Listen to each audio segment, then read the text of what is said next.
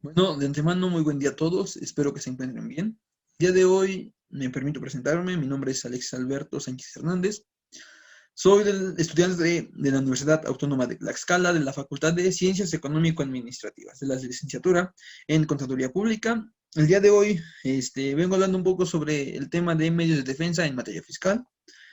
Bueno, para poder entrar un poquito en materia, hablaremos sobre los antecedentes, los cuales se nos menciona que los principios fundamentales de todo orden jurídico se encuentran establecidos a través de lineamientos generales, los cuales se encuentran en las constituciones correspondientes de cada país.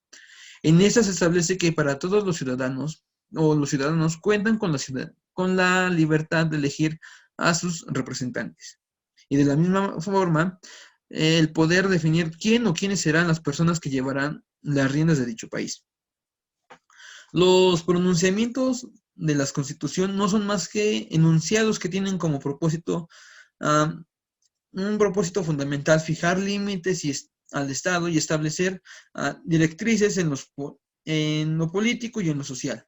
Las normas constitucionales perfeccionan y detallan el estudio un estudio temático sobre el tema tributario en México. Bueno, en este caso sobre México.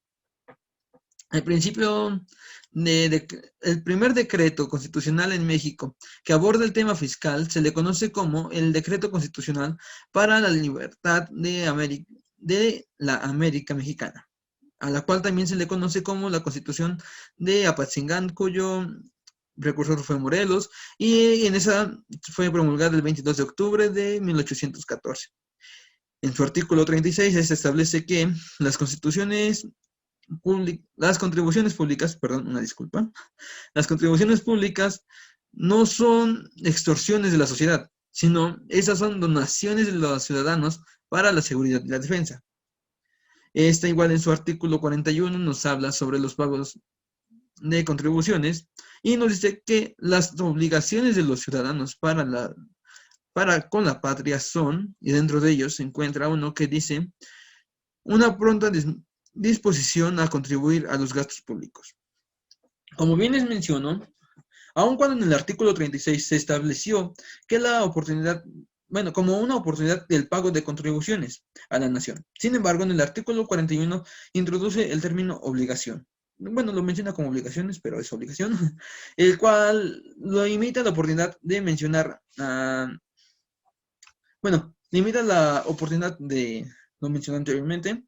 El artículo nos menciona una obligación de carácter general, a lo cual debemos de recordar que actualmente se considera ciudadano mexicano aquel que tenga una edad de 18 años, ya sea cumplidos o mayor, los cuales ya tienen una capacidad tanto de goce como de ejercicio. Bueno, para poder continuar, hablaremos un poco sobre el concepto de recurso, el cual si lo vemos desde un punto de vista etimológico, la palabra recurso deriva del vocablo latín recursos, el cual significa marcha hacia atrás, acción y efecto de recurrir, por lo que da a entender una idea de un retorno a puntos de origen. Sin embargo, tratándose de un recurso fiscal, en un ámbito jurídico, este se refiere a las aportaciones de los particulares para fines públicos en determinadas leyes, podría ser, por ejemplo, de ingresos, en las que se encuentran clasificados como impuestos, productos, derechos y aprovechamientos. Bueno, continuemos. El recurso administrativo. El recurso administrativo se puede definir como un medio para atacar un acto administrativo. Se trata de un instrumento del que se dispone, el administrado.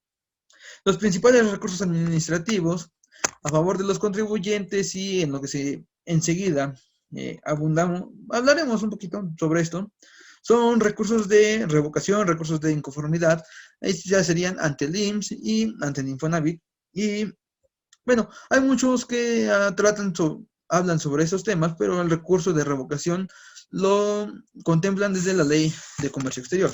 Sin embargo, nosotros no lo trataremos así, nosotros lo trataremos de la siguiente manera. Como recursos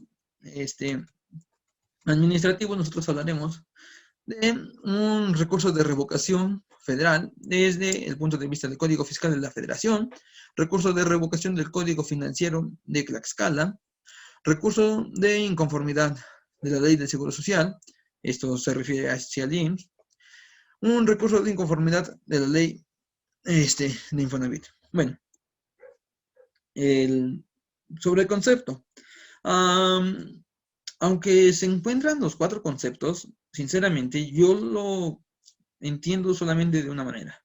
Los 4 tienen la idea principal, o una idea en general, de que en la cual se nos habla como un medio de control o de defensa que tiene como propósito ¿cómo se podría decir? El buscar que la autoridad revise la actuación, mejor dicho, sus actuaciones. Sin embargo, estas tienen que estar dirigidas hacia se puede decir, autoridad competente. Bueno, cada recurso tiene una procedencia. En el caso del recurso de revocación, del recurso de revocación federal, se nos menciona 2. Por ejemplo, en su caso nos menciona la resolución definitiva dictadas por las autoridades fiscales y federales, y nos habla igual sobre los actos de autoridades fiscales. Bueno, eso nos lo menciona en el artículo 117 del Código Fiscal de la Federación. Tratándose del recurso de revocación del Código Financiero de Tlaxcala, nos menciona que esos serán contra los actos y resoluciones definitivas de materia fiscal dictados por las autoridades estatales y municipales municipales será procedente el recurso de revocación. En caso del recurso de inconformidad de la Ley del Seguro Social, nos menciona sobre las resoluciones definitivas del IMSS que lesionen los derechos como contribuyentes de los patrones, asegurados o beneficiarios.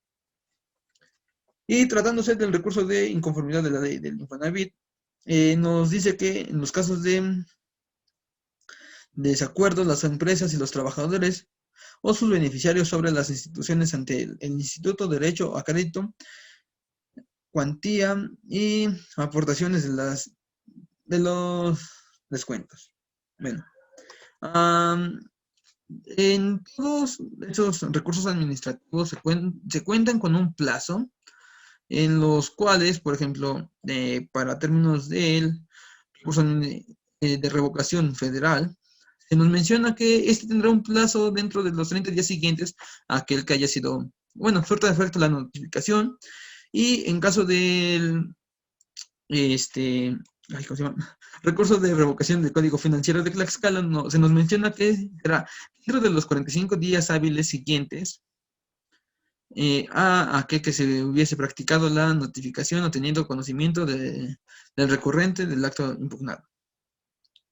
Tratándose de la Ley del Seguro Social, nos dice que esto deberá de ser dentro de los 15 días siguientes a aquel en que haya surtido efecto la notificación.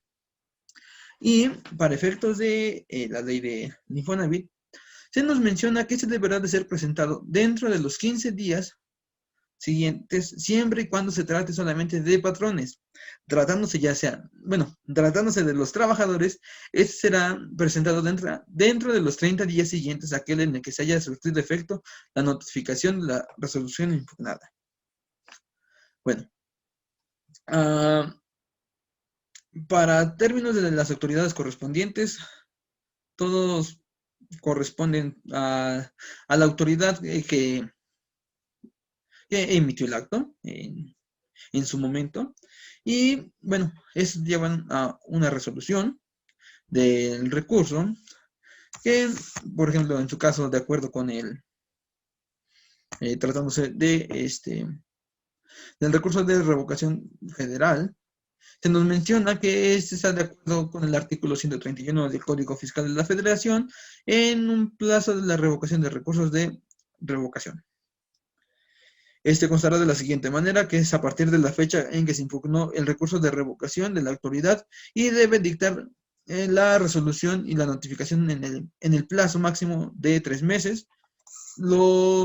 les comento, los 4 mencionan un plazo de 3 meses.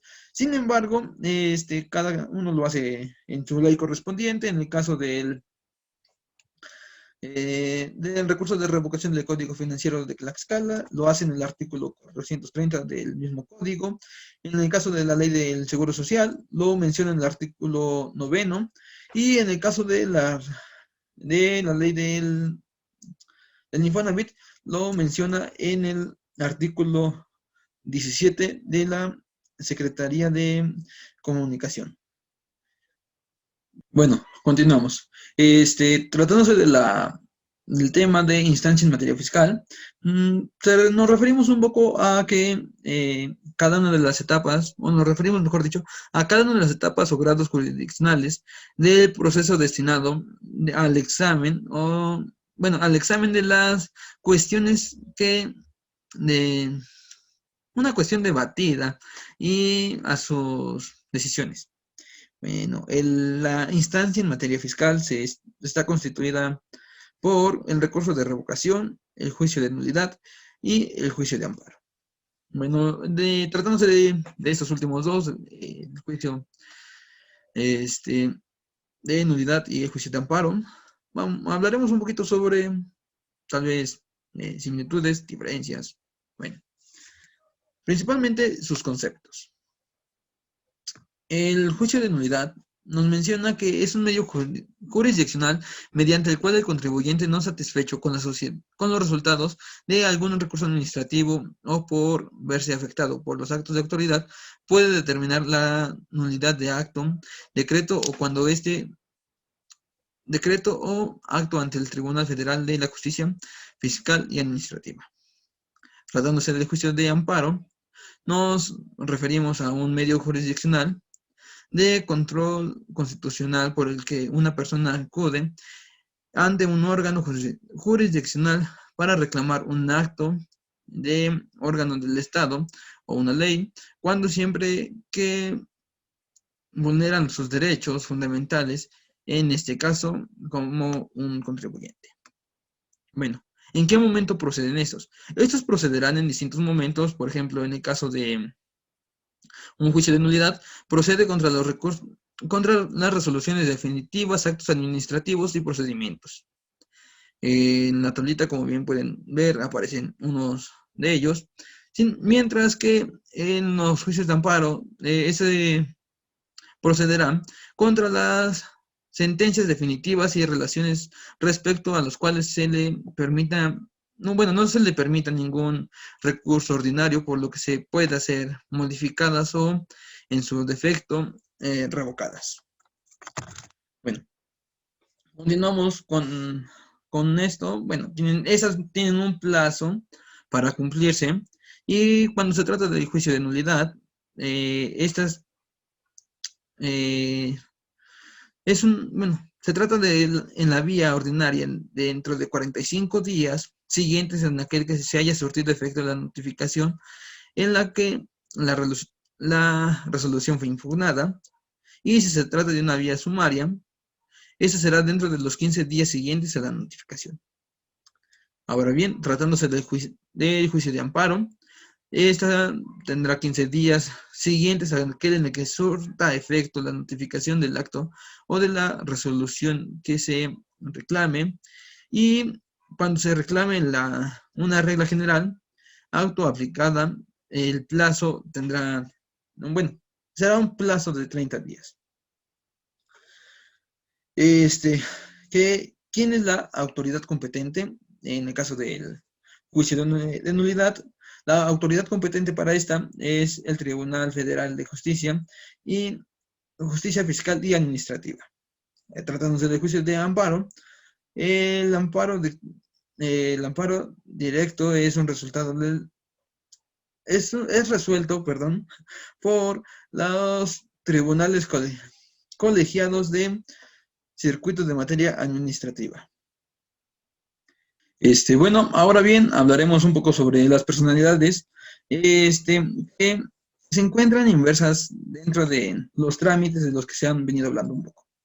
Dentro de estas ¿cómo se llama? Personalidades que logramos encontrar, se encuentran los magistrados, los actuarios, secretarios y proyectistas, de los cuales debo decir que todos se encuentran fundamentados en la ley de carrera judicial de Poder Judicial de la Federación. Bueno, comencemos con el primero a tratar, que sería los magistrados o el magistrado. En este es un término que se utiliza para referenciar a ciertos funcionarios públicos. Precede a los tiempos de la antigua Grecia y ha evolucionado en los países mejor dicho, de habla hispana, para referirse a un cargo administrativo o especialmente a judiciales. Su principal función de un juez, su principal función es la de un juez, perdón, y hacer ejecutar lo juzgado. Debe de ser independiente y a su vez debe ser imparcial. Ahorita se verá por qué deberá ser independiente e imparcial. Debido a que los magistrados son figuras encargadas de impartir justicia a los tribunales, en los tribunales colegiados de circuito. Estas son la segunda instancia de poder judicial.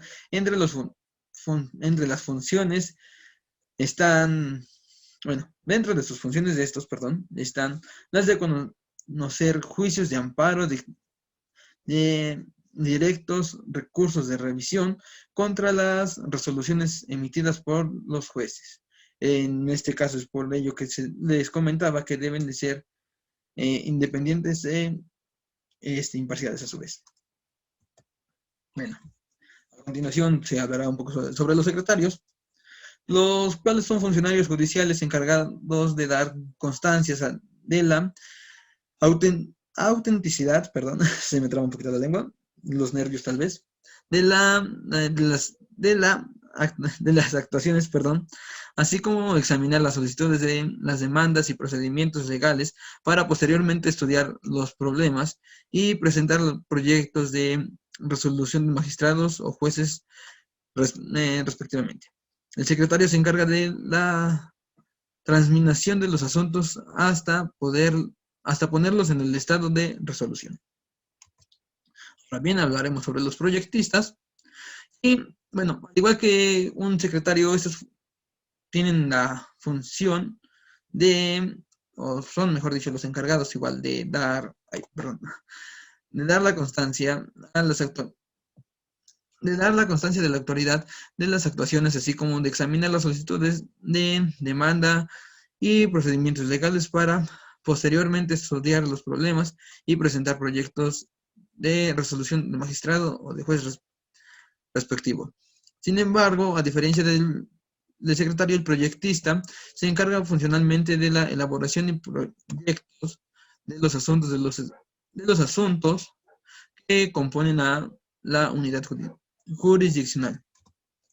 Ahora, por último, se hablará de los actuarios. Los actuarios son funcionarios judiciales notados de fe pública que se encargan de comunicar a las partes o bienes del tercero que puedan ser afectadas las resoluciones que han tomado los ministros de la Suprema Corte de la Justicia de la Nación. Los magistrados de circuito o los jueces de distrito en los juicios son procedimientos legales en el trámite de ellos. Bueno, en caso de, o mejor dicho, como bien son 4 personas distintas. Sin embargo, en el artículo 9 de la ley en la que les comenté que estos se encontraban, nos menciona que deben de cumplir con ciertas características. Para efectos de esta, los 4 deben de cumplir con las mismas características. Dentro de ellas se encuentran que, deben evaluar todos los tipos de hecho, circunstancias o acontecimientos que involucre el registro y pueda afectar a los bienes económicos o financieros de las personas o entidades públicas o del privado. Deben de evaluar las condiciones de cambio y de valores presentes por valor futuros. Y estos deberán de ejecutar las tareas. ¿Cómo se llama? Se me fue la palabra. a tareas reservadas a su profesión, de acuerdo con la legislación vigilante, la legislación vigente. Perdón. Bueno, ahora bien, hablaremos un poco sobre la Suprema Corte de Justicia. Como bien se sabe, es el máximo tribunal del país. Se integra por 11 ministros, uno de los cuales es, bueno, dentro de esos 11 ministros, uno de ellos es su presidente. Bueno, existen dos tipos de sala, la sesión en sala y, no, perdón, dos tipos de sesión, la sesión en sala y la sesión en pleno. Bueno, la primera de estas, la sesión en sala, se trata sobre los ministros se reúnen en dos salas con 5 integrantes en cada una, excepto el presidente, exceptuando el presidente en en esas dos salas. Por lo cual, bueno, por lo cual quedan 5 ministros en cada una de las salas y cada sala cuenta con un propio presidente. En ella se reunirán casos de menor importancia de los temas específicos que se pueden permitir, bueno, se pueden dar un poquito más de rapidez para tratar sobre estos. Ahora bien, tratándose de la sesión en pleno, bueno, una cosa más sobre la sesión de sala. Esta bien podría funcionar solamente con 4 ministros en cada sala. Ahora bien, tratándose de la sesión en pleno, la sesión en pleno se llama pleno a la reunión debido a que se encontrarán los 11 ministros que la conforman. Dentro de estos 11 ministros, como bien lo mencioné, se encuentra el presidente y no es necesaria la presencia de, digamos, de los 11 ministros en ocasiones. Nada, bueno, solamente se solicita una presencia mínima de 7 de ellos para resolver asuntos de importancia y 8 en casos de que se llegara a suscitar algo excepcional. Bueno, por el momento creo que ha sido todo de mi parte. Sé que me he trabado demasiado, tal vez no se entendieron algunas partes, sin embargo, espero que les haya podido apoyar esto un poco. Y bueno, creo que nos estaremos viendo hasta la próxima. Por el momento sería todo de mi parte, que tengan un buen día.